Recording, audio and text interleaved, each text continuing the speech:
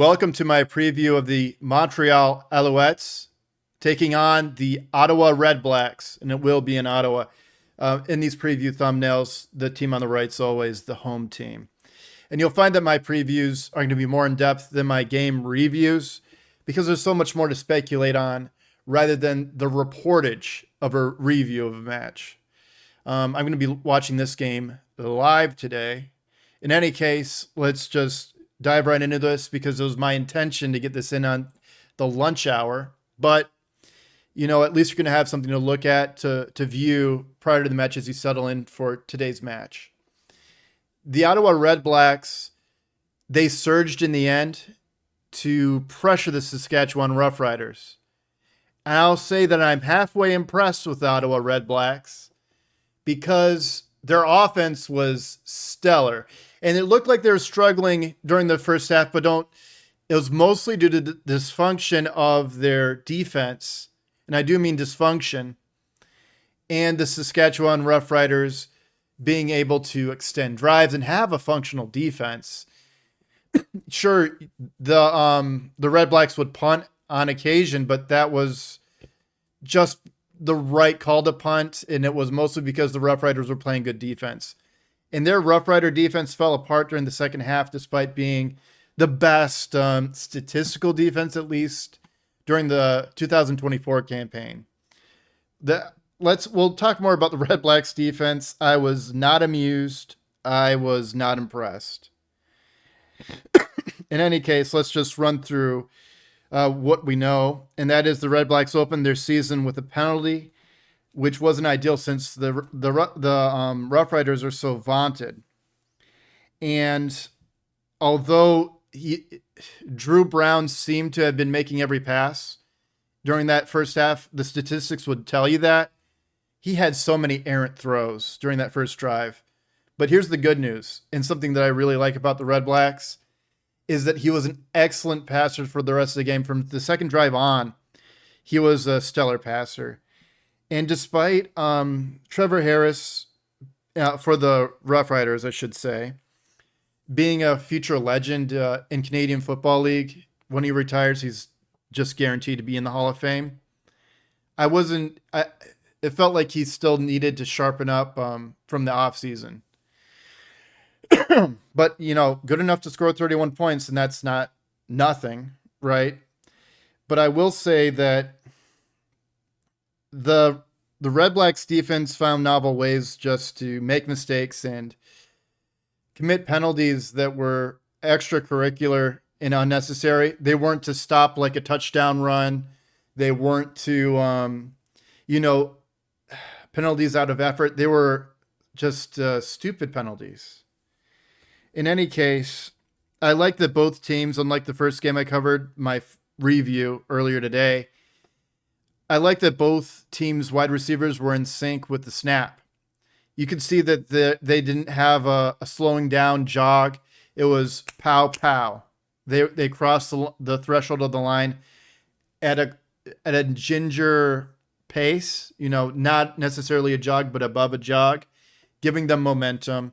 And I didn't see that during the first game between the Blue Bombers and the Lions. So I will say that about both teams on offense. And anyways, Drew Brown, I could say, is probably better than some amount of NFL starters at quarterback. I'm sure that Trevor Harris is too. He's just he has to get the cobwebs out. He just has to. He's going to be, I'm sure, mid-season he'll be right back on track. I just have to say that the defense for the Redblacks found novel ways to harm their team's prospects, and that is a coaching issue in terms of discipline. Honestly, the defense is a dysfunctional liability for the Redblacks, full stop. 9 out of 10 times, it's the coaching staff that is the problem. It's never, you can shape that behavior as a coach, and not being able to shape that behavior, even though it's week one, in any professional league, in any college league, Canadian college football, American college football, high school, and even middle school, it is always the coach's fault. Now, is dysfunction on defense like you teach them to be aggressive, but there's also aggressive stupidity. it's not an uncommon problem that it becomes aggressive stupidity at any level. It's just that the coaching staff that has this issue is the issue. And I could see it just in one game because anytime there's aggressive stupidity, as we call it, you know that it's just an unforced error. It wasn't because they were going to try to stop a touchdown, with a horse collar like you would in American football. And it wasn't like it was like aggressive, like receiver versus defensive back. It was after the play. It was trying to twist an opposing player's leg and things like that. Like there's a code of ethics when you're playing against an opponent. And trust me, twisting an opponent's leg, I'm surprised that his teammates didn't just gang up on the guy, twisting it. Anyways, that's an aside. We have to move along here because we're already at 6 minutes. So let's just move along. Sorry about that. Anyways, let's go ahead and move on to the Alouettes. There's much nicer things to say, and we'll dive deeper into the stats anyways when we hit the statistical page. Oh, well, okay, let's go ahead and cover the statistical page. Why don't we? You see that the Roughriders were more varied in their offense, but I wouldn't say that the variation with run and pass was the reason why the Roughriders won. It was because the Redblacks defense imploded. So that's the tail of the tape. You have to watch the games to get the full context. And if I had the full field view that coaches have, I could give you better information than that even. In any case, yeah, the penalty yards, if we have penalty yards on here and we don't, were the real indicator of why the Redblacks were dysfunctional and the Roughriders were able to win. If the Redblacks have an average defense, just an average performance, or even a below average performance, I'm going to say something pretty crazy. They would have won the game. It doesn't bode well. Okay, so let's go ahead. If you want to pause the video and take a closer look at these stats, go ahead. But we're going to move along here.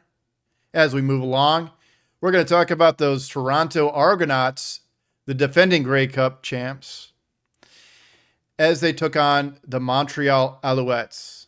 And I have to say, it was such a great game in terms of the Alouettes, at least. The Argonauts, too. It wasn't like the Argonauts were bad. The Argonauts were good, too. But the Alouettes, I'm the most impressed by the Alouettes. Out of the 6 teams that I watched playing, like I watched... I found a way, let's say, to watch the 2 games leading into this one with the game that we just covered with the Redblacks and the Roughriders, and this one with the Toronto Argonauts and the Montreal Alouettes. I found a way to review it before I made this video. Trust me. YouTube is pretty great. But anyways, they beat the defending champions, which is all the more satisfying because they were the ones that bounced Montreal out of the playoffs. And the Alouettes by far were the most impressive team that I've seen. And the Montreal's defense is so sharp. And I can say the same thing about their quarterback, Davis Alexander, despite throwing a touchdown and a pick. This is his first season. And I will give him some grace as a running quarterback. I don't like running quarterbacks that much. But he has the right amount of frame to be doing that consistently. And he's a smarter runner than some running quarterbacks, that we saw for the BC Lions. I didn't like that guy running. I knew he was going to get injured. But Alexander got tweaked. He didn't get injured. He got tweaked by his lineman knocking a defensive lineman into his knee. So I was really worried because I was like, geez, I'm going to see more Davis Alexander for these Alouettes. Anyways, I'm just more forgiving of Alexander as a runner. And I do like him as a passer too. That's the thing. Despite my dislike of scrambling quarterbacks, because he has the speed and physical frame to legitimize these risky endeavors. It is rare that such a quarterback can throw the ball so sharply too. And as you can imagine, just having that dual threat is very daunting for a defensive coordinator, at least in this case, because he's confident at both.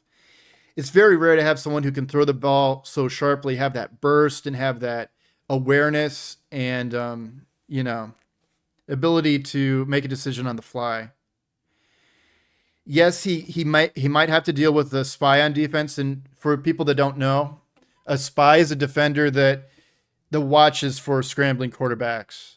So he's usually a linebacker that's going to see, okay, I'm just gonna watch the quarterback, and once he starts running, it's my job to tackle him, make sure that he doesn't get 8 to 10 yards. The thing is that he has enough burst to get past this, seemingly, in my opinion, almost most of the time. And you might ask why this is the case, because a quarterback spy is the counter to a scrambling quarterback. I would say that he has the step ahead because the spy man is reactive to the actions of the quarterback. So not only would Davis Alexander have, he has the burst to get past this spy man coverage, and he also has the ability to have the first step. And he has a good first step, and he has a good burst, meaning that most linebackers won't be able to catch him, just because of the body composition of most linebackers. If this linebacker was the size of a defensive back, if they moved defensive back into linebacker position, if he's a sure tackler, it might be worth it, But in any case, that's just theory crafting. So let's not think about that too deeply. It was just an unhappy accident that he was mildly injured in this game.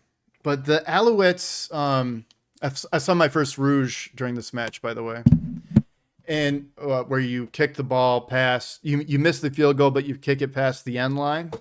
So that was cool to see that.